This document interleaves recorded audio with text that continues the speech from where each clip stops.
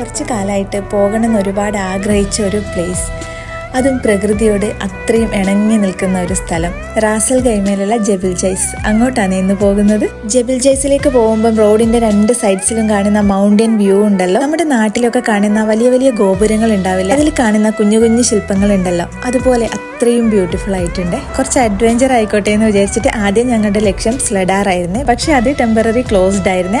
അതിനുശേഷം ഞങ്ങൾ പിന്നെ മുകളിലേക്ക് പോയില്ല കേട്ടോ. പിന്നെ താഴത്തേക്കുള്ള തൊട്ടടുത്ത ഡെസ്റ്റിനേഷൻ പോയിന്റിലേക്കാണ് പോയത്. വ്യൂയിങ് ഡക്ക് പാർക്ക്, അതാണ് അവിടെ നെയിം ബോർഡിൽ എഴുതി വെച്ചിരിക്കുന്നത്. ഇവിടെ ടെലിസ്കോപ്പ് വെച്ചിട്ടുണ്ട്, അതുവഴി നമുക്ക് കുറച്ചുകൂടെ ക്ലിയർ ആയിട്ട് കുറച്ചുകൂടെ കാഴ്ചകളൊക്കെ കാണാൻ കഴിയും.